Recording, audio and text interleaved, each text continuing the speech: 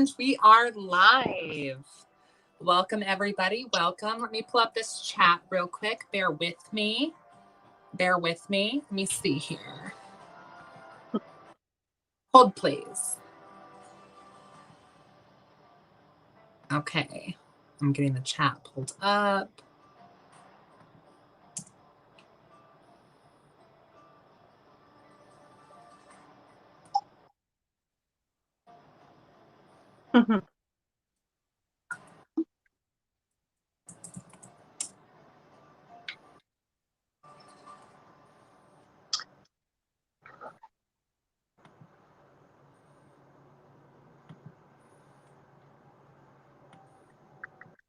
Okay, cool. So we have the chat pulled up. So thank you all for joining. I am so excited to bring the on to my channel. And before we get into the introductions, I just want to say thank you all for joining from Patreon, from Instagram, from YouTube, from Firefly's YouTube. You know, I'm going to light up some Bakor. So let's get that lit up. Okay, bear with me. Let me go grab my Bakor. Hold on one second. Let me go get the oud.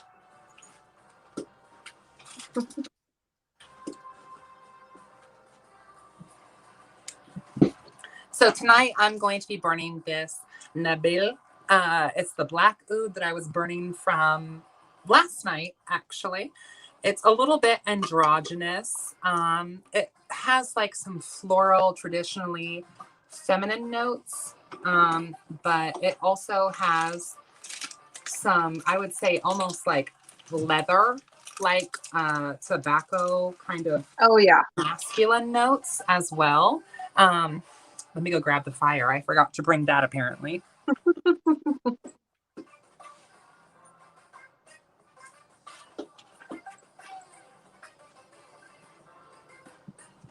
Okay. And if you are going to be lighting oud, I recommend that you use tongs, but I have like 1.5 inch long acrylics, so we can kind of like make do here.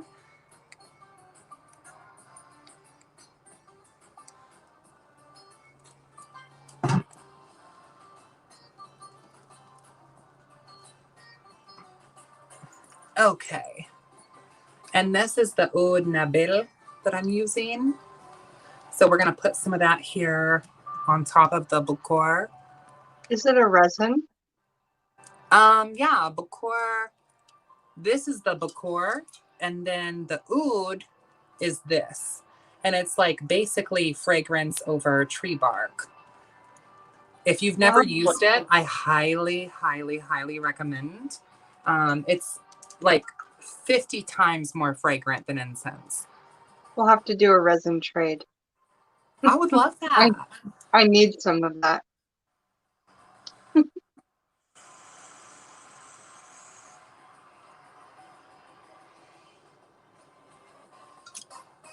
So yes, come get these blessings. Come join our chat.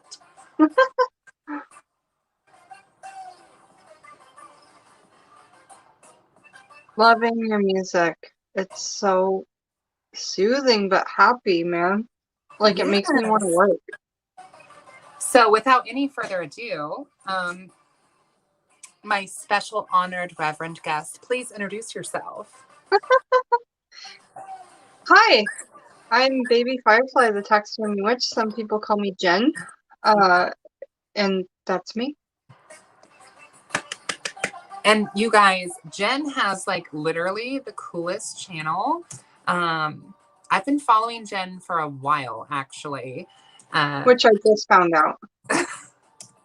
Because when I was watching Jen, I was like, oh, I don't know what to say. Like, I think you're super cool, but like, I don't want to be like weird or anything.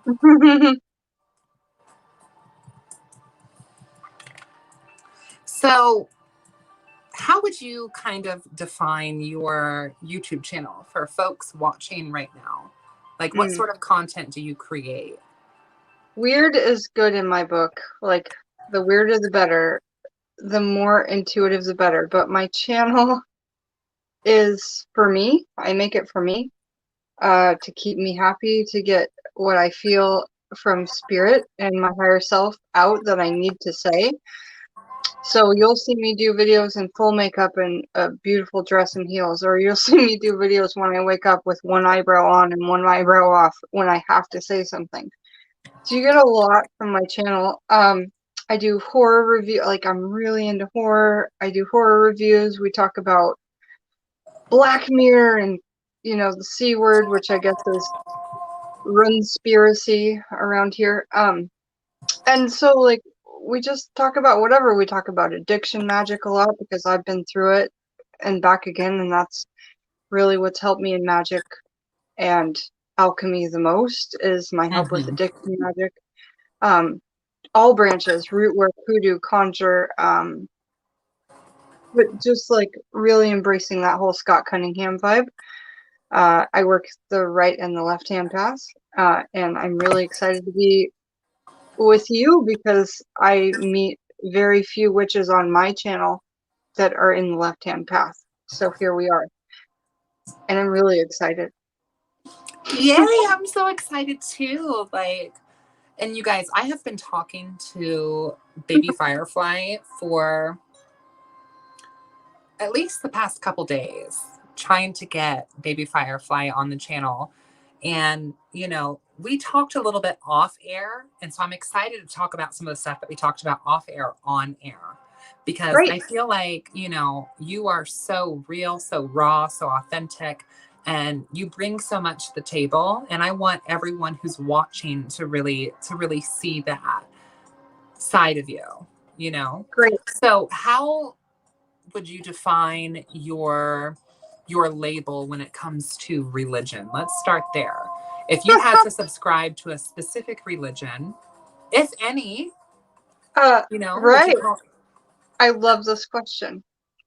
Um, okay, so I am a non-educated theologian, right? Like, if you were to see me naked pants, you would see that my whole body is covered in tattoos, but they're all about religions from all around the world.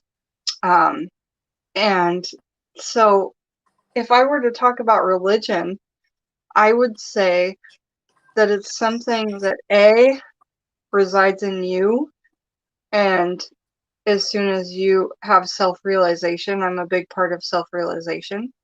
I'm not with that culture or that cult, but self-realization, where you realize that the god, the goddess is within you, and it's both of them because it's a duality of masculine and feminine. Um, I'm really into like Paramahansa Yogananda and his teachings. Have you read Autobiography of a Yogi or anything by Paramahansa Yogananda? No, I haven't. I would love to hear about that. I'll send you a little book when I send you a little box that we talked about earlier. I have a couple Yay! things I want to send your way. Um, but my religion is real, like, I believe that Jesus was a yogi and was very spiritual and was like actually magical with his spiritualism. And I think that a lot of these like tales that we hear in the Bible about necromancy and other things are they they're up for interpretation in the Muggle world, but when we talk about Jesus in a physical, what was he? I really think he was amazing. I don't think that he was what Christians believe that he is. Uh-huh. But I praise him in like an honor of deities, but my main deity is Lilith. And so that's like so crazy to talk about how you love Jesus and then how you love Lilith. But in my opinion, Jesus has nothing to do with Lilith. So there Right. we are. Yeah. Well, and I'm of the belief as well, and I know many others are of this belief that Jesus was a magician, Yeah. Yeah. right? So, Absolutely. so tell me more about your um belief in Lilith and how Lilith shapes your path and your practice. Because I think a lot of people, especially people watching right now, because I can see who's watching, I think a lot of people are We very have a couple interested. people here. Are there some folks that are here that are watching? Because I can't see. Yes. Uh huh. Cool. So, Hello to and everyone. yes, and we have we have a great amount of people who are interested in learning more about Lilith or working with Lilith. Yeah, So, can you talk to me a little bit about that? Can you kind of walk me sure, through how you came to Lilith and what Lilith means to sure. you in your practice? So, basically, a little over a year ago, I fully dedicated myself to Lilith and only Lilith. And when I was watching your live stream the other night, talking with your coven member, I can't remember her name, but I think she's so special. I'm really bad with names. She was talking about how she works with all deities, deities, and I used to do that, and I used to be like into Isis and Ra, and working with the Egyptian pantheon, and then I can't. And I was doing some Norse stuff, and I was doing some Strega stuff, and I was trying to connect and put my feelers out to wherever it could go and just see what I connected with, right? Like make a little altar, make a little special candle magic, whatever. And then one full moon, I think every story that's good starts with one full moon. I did this. Right. Uh, so one full moon, I set up like 5 jar candles together. They were all different colors for all the different deities that I was working with. And they all fucking busted. And all the wax went all over my hardwood floor, ruined it. It was a message to me that they didn't want to be that close together. They weren't comfortable working together. That's the message I got as clairaudient, intuitive empath, right? So then I just kind of like worked with Bastet for a long time. And then I got a big tattoo of her on the front of my calf, which I'll show you in another video when it's not freezing up here. Okay. And then after that, I worked with Santa Muerte for a while and really got into Santa Muerte magic. I started doing videos on the topic. And just like the hoodoo, the conjure, the root work, I got a lot of flack from people. So when you're just like someone that is like not of the culture and then you have dreads and then you're talking about it, like, sometimes it really pisses a lot of people off. I totally get that. It didn't make me back away from Santa Muerte. It made me back away from doing videos on the topic. So I worked with her because apparently you've been watching me for the last 2 years, right? So you've seen me Yes. through these phases. I Yes. just didn't know you, which is really interesting, but you know what I'm talking about. So I worked with her and got really close and connected, and then got a little bit too accepting of death, because in that you embrace death.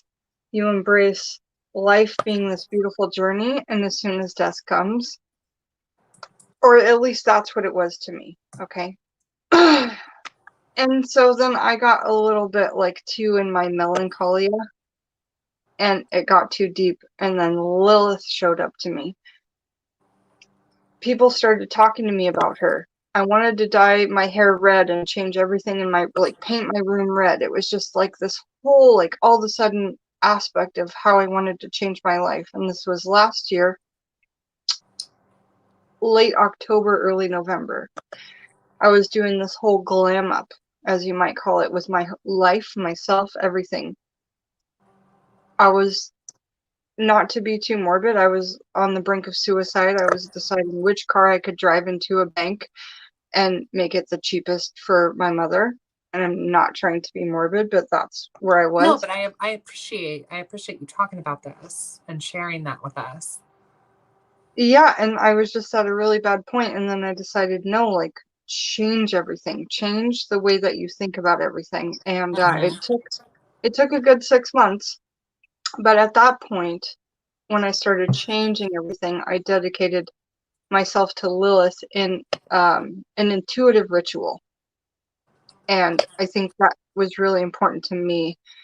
And I did it on November 11th, so 11/11, and then, used some intuitive blood magic and got it going. Had a great year. It's been a hard 2020, as it has been for everybody else, but Yes. things are getting so much better. So there So you are. So how has your journey been with Lilith? Like, can you tell me about what that's been like Yeah, for you? yeah. So after the dedication, I was really worried because I've never, ever, ever worked with a draconic or a left-hand deity at all, and never even thought about it. No, that's not true. I've thought about it a lot, but never thought like it might be a good fit for me. But kind of just like there was my path, like Bastet, Santa Muerte, Mm-hmm. kind of leading in this direction. But here's what I do know about Lilith for sure, is if you work with her, she doesn't want you to work with anyone else. Like, clear your altars, clear all your stuff, because that's it. It's you and her. And I think that a lot of people are also similarly connected to Hecate in that way, Yeah. because it's supposed to be Lilith's daughter. Um, so, and a lot of people are really fearful to work with Lilith, but Lilith is a part of every human, every man and every woman, because we all have that masculine feminine duality. Some women have the Eve duality. Do you know what I mean by that? And Uh-huh. some women have the Lilith and the power and the confidence and the assurance. And so within this last year, working with Lilith, my assurance in myself, my connection to my higher self, my meditations, the things that I get when I forage in nature, like, it's brilliant. It's amazing. I can't, I've never been able to replicate things like that. I made a video. I woke up one morning and there was this amazing nest that was made in the middle of my yard where I don't even know how it appeared, but I put eggs in it for Lilith. And I mean, do you just get these gifts that like you, you can't? I don't know how to talk about it really. So I'm gonna go grab my charger really quick for my Totally. camera. But will you talk a little bit about like how you came into witchcraft as a Yeah, whole? Like, sure. was this something for you that was in your family, or were you kind of like drawn to this by some outside force other than your family? And I'm gonna go grab my charger, You and bet. I would love to hear about that. Yeah, I'm all right with leading. So I wanted to grab this, but I don't think I can. Okay, so I don't know. I was born in the early 80s and I grew up on a farm, like a pretty basic farm. It was just self-sustaining. So we had cows, we had pigs, we had chickens, we had eggs, we didn't have horses because we didn't have money, but we had a self-sustaining farm, and on that property is where I was like born and brought to, and then really started to commune with the land at an early age. I have two older siblings. They're 8 and 10 years older than me. And so I didn't have friends to play with and I didn't have siblings to play with because they were my parents, if you will, because my parents had to work. And so, like, I just hung out with animals, like my early childhood. I made forts in the woods. I did the whole mud pie thing with a couple of friends. Like, I dug that kind of stuff. Like, I actually made like clay figures in the walls of the little areas that were muddy, and I kind of relate that these days to like me making sigils without understanding what I was doing. But so once I was just really connected to the earth at an early age. And then once I turned maybe like 13, 14, 15, started to get like out of like the whole puberty riot, which happens, and like the craziness in your head. Um, started to my older brother had a girlfriend and she was a hippie. Like, she never wore underwear, she just had the most beautiful skirts, and she was telling me all about how like pesticides are the devil and all this stuff, right? She didn't really say that, but you know what I mean. Uh-huh. So anyway, at an early age I started learning about herbalism, and I got really into medicinal herbalism and aromatherapy, and then went to massage school when I was like 29. Right now I'm 38 or 9. I don't know. It doesn't really matter. You look a decade younger. Right? I know I'm doing really well for myself. Thank you. No, thank you. I'm bad with compliments. So anyway, in massage school, like I learned about Reiki. I learned about energy work. So that whole introduction from the farm to my childhood, where I was learning these like medicinal hippie medical like things, and going into massage school as an adult, my main job in between was waitressing, just for like money, because I'm like sociable with people and stuff. I can talk to people. It's pretty easy for me. I dealt some casino cards, made a lot of money, but I never enjoyed those jobs. I like what I do now. I read tarot cards and I, do all that thing. But I just I forgot the question because I'm a space cadet. So the question was, what brought you to witchcraft? Yeah, so then I basically I'm really into conspiracy theories, and I was researching some conspiracy theories and found out that witchcraft was real, and I was convinced of it. And it was like, before then, I only ever thought of it as a Hollywood, whatever you call it, like a myth. And then I found out it was real, and then I found out it was directly connected to herbalism. And then I related that to my early childhood when I used to put up like piles of bones and the prettiest flowers from the garden and the prettiest peas and like put them in a pile. And my mom used to say I left them out for God. So I don't know what is more of an intuitive witch from birth to start than that example. Yeah. But so once I kind of like put all that together, I'm like, this is my path. And yeah, so that's how I got into it. I just kind of really realized the light bulb came on. It was a big click, and I'm so happy. I feel it came a little late in life, but that's okay. So your channel is, you have Taxidermy Witch in your channel name. So can you show us some of your bones or some of your taxidermy? Yeah, cool. So this is a piece I'm blessing in right now. It's a red fox pelt. I might be making it into a pillow and stuffing it with herbs.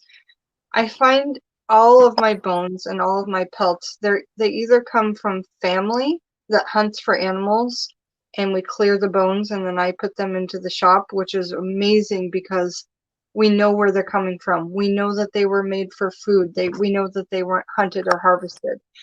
And what I find from my other sources, I email long emails and I look at Yelp reviews and I make sure that these people are good sources for our witchcraft. So that's really important to me, that I'm not passing on some sort of like fox farm bones or whatever.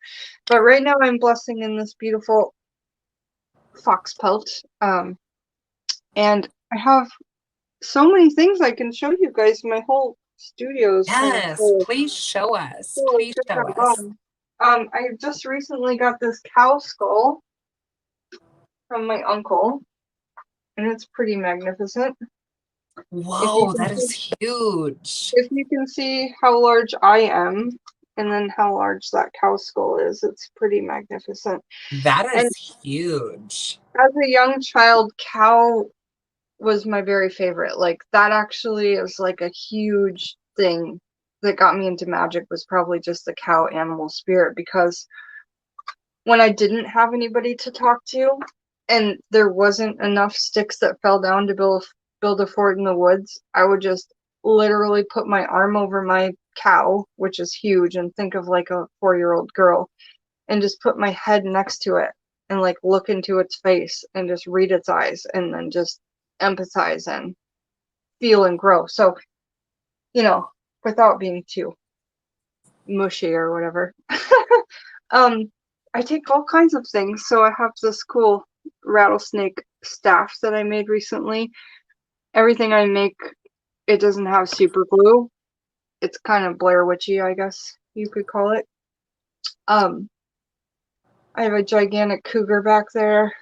My whole room is filled with mannequins and taxidermy and books and candles and herbs. That's I pretty love much it. my life. I love it I too. love it. Can you show us some more of like your bones? Yeah.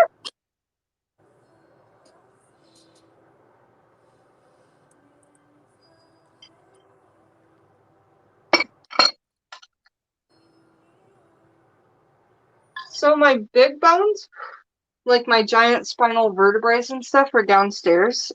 We have deer vertebrae, we have deer shoulder bones, antlers, all that stuff. I have in big containers downstairs. But here are some random fox bones. And so I sell those on my Etsy shop, intuitively chosen for like bone throwing kits and workings and stuff like that. Which I want to let everyone know, I do have the Etsy shop linked down below in the description of this video. And her Etsy shop is so cool, you guys. So like make sure that you check it out. And her stuff is like quality. Thank Quality. you.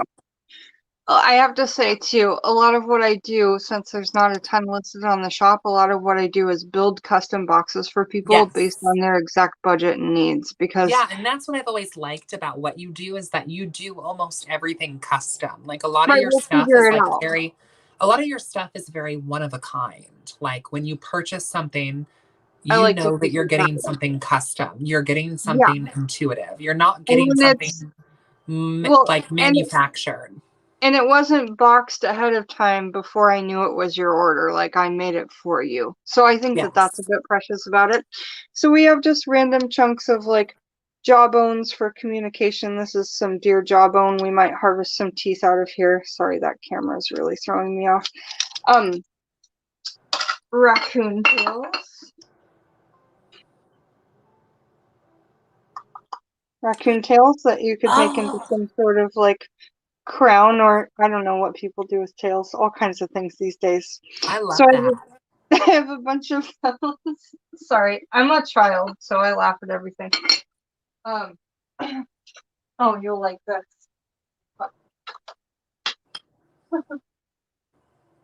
Uh, so we do, if I say we, I mean me and me. I'm a Gemini, and there's definitely two here. So Absolutely. um, we do chicken's feet. Get them from a local farm, so they're not that it's wrong to use just chicken's feet that you can find at the grocery store. That's fine. But I'm able to, because I live kind of out in the like little bit of boonies, I'm able to go to local farms and get chicken's feet that were like raised the right way, which I think is important. And so I really do put a lot of thought into everything magically, that the energies are yummy, you know. Hmm. We have faces. This is a badger face. Oh, that's cool. Mhm. They're beautiful. We have coyote faces. We have coyote tails. The coyote tails are made into purse clips. So when you have your purse on your hip, it kind of looks like you've got a little side tail, which I like a lot.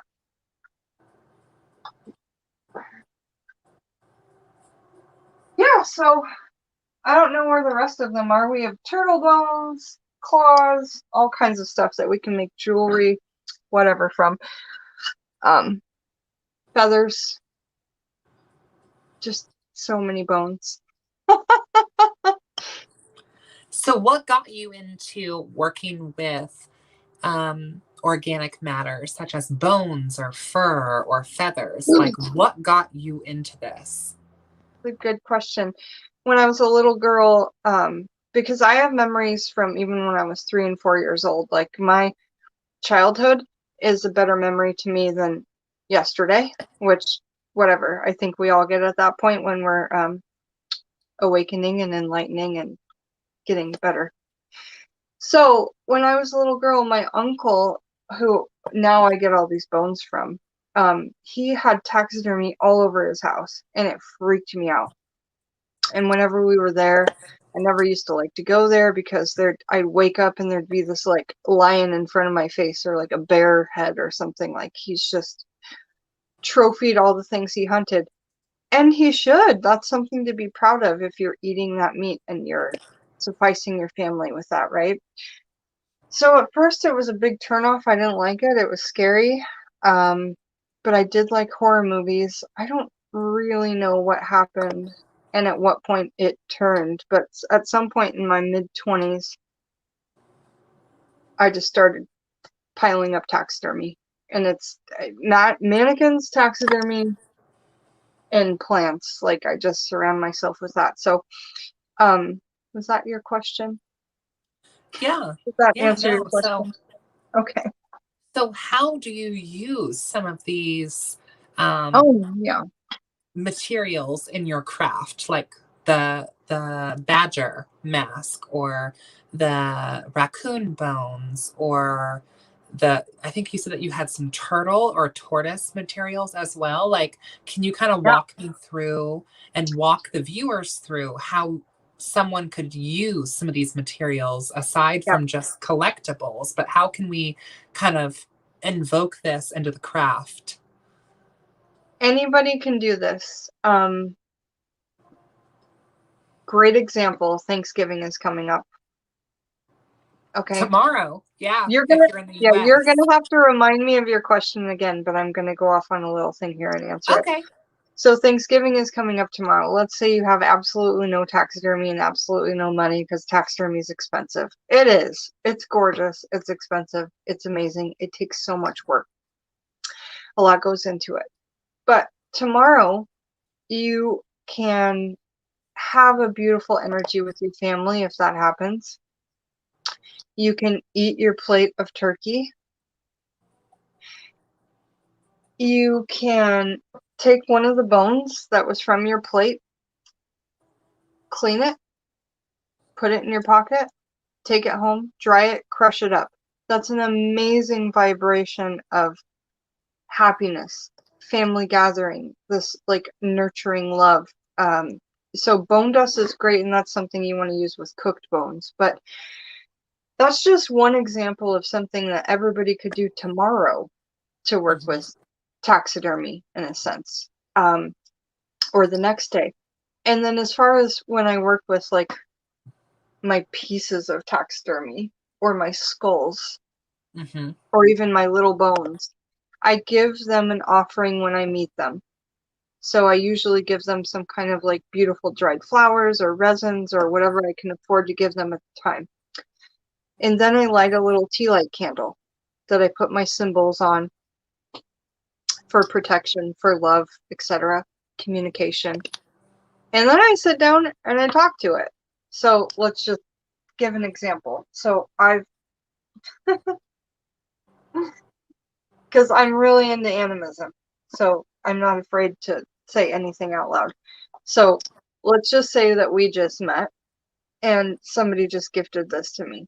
So first of all, it's probably not appropriate, but kiss it because I keep my taxidermy and my bones dirty, like the way that nature cleans them. I don't try and bleach them and wash them and scrub them. I leave them out in the rain and the way that nature and bugs clean them. That's how we keep them.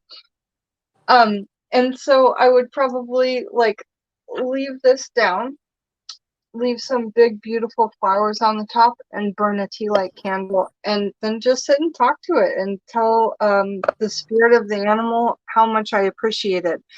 There's a lot of books that you can get that you can find out what the cow animal spirit will do for you, or what it relates to.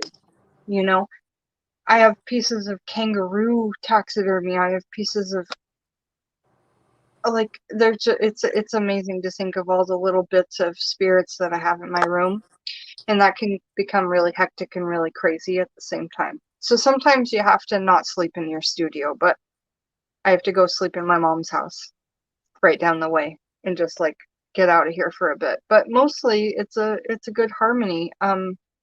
You can take a piece of like a deer head that you have on the wall, bless it in, as I call it, give it an offering, talk to it, light a candle, and then ask that spirit that you have a physical representation of here. You're honoring here, and then ask it to work with you and for you on the other side. That is so beautiful. So beautiful. Thank you. So I have a viewer, Michaela H, who's asking, how would you define taxidermy? What does taxidermy mean for you? In my life, or like the definition is an animal that's been stripped of its insides, and then just the skin is there. But what does it mean for me? Man, Yeah. if I did not have taxidermy in my life, are you all right, bud? Can you hold on a minute? Oh, fuck. Sorry, his nail was caught in my shirt. If I didn't have taxidermy in my life, because it's been a part of my life for so long, and I've surrounded myself by oddities and curiosities and things that just make me like smile all of the time. I mean, I don't know. I think I would become a different person. I literally talk to my cougar every morning, and I wake up and I say, let's do a meditation, and like I animate these things. So it would be like a world without these silent friends. But they're not silent to me because I can hear them clairaudiently, and I can really hear their vibrations. So with me, it would be a world without these friends. Yeah, it would be crazy because I don't really make friends that well, like tangible human friends. Trust me, I know. I was messaging her like, hey, be my friend, be my friend, be my friend. She's like, okay, but like, let's talk first. Yeah, thank you for reaching out, by the way. I'm glad that we're friends now. Yes, I'm glad that we're friends too. And like, honestly, I think this is going to be like a long, future Me friendship too. between us because I Big really things, respect. big things in 2021 for us, I think. I definitely. Please, please, I would love that. I would love that. So, what advice would you have for anyone looking to get into animism and taxidermy? Do you have any advice that you Yeah, could give? definitely.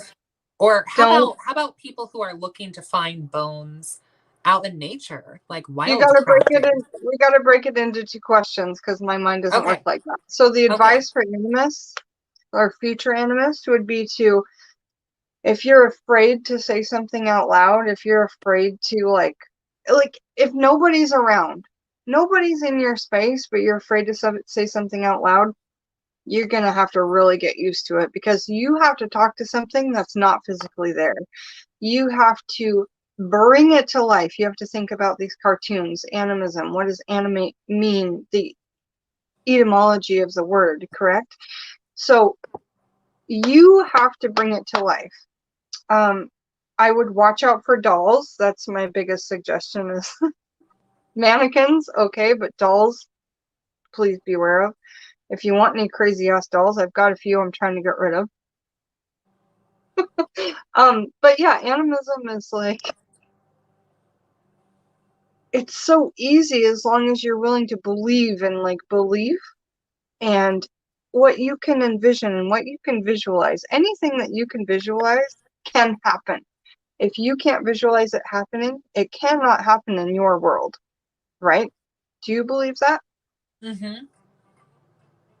So if you can visualize it, Absolutely. you can achieve it.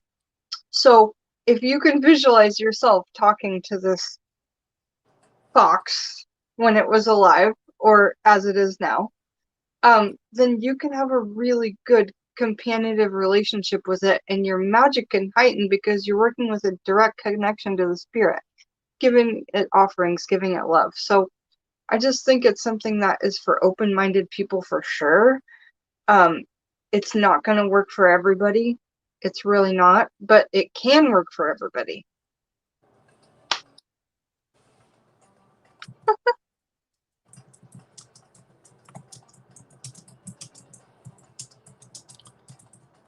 Okay.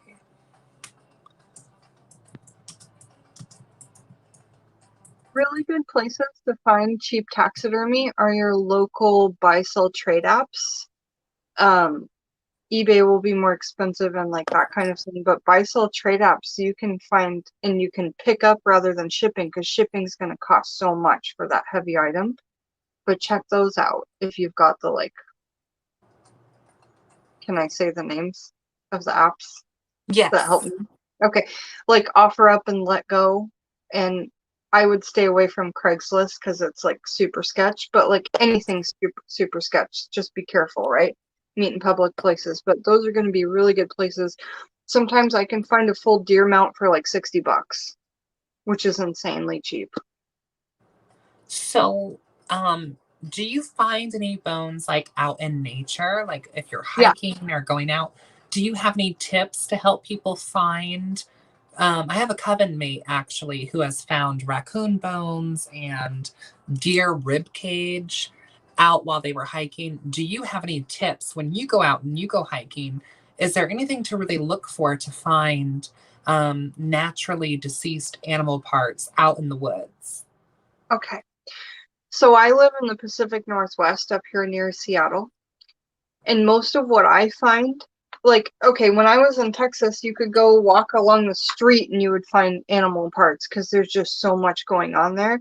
But around here, it seems to be that the carcasses are all clean before you find them. So what I find mostly is roadkill. And I did this little series and I'll continue to do it. And it's called Baby Firefly's Roadkill Adventures. And I made a cemetery for roadkill, and it's in part of my property. And so what I do is one of two things. Okay. So you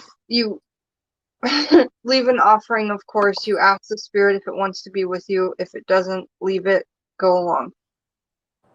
Pick up that piece of roadkill. You have your kit in the back of your car for that kind of shit, and you want to do it in the winter time, because in the summertime, it's everything starts to go wrong like too quickly.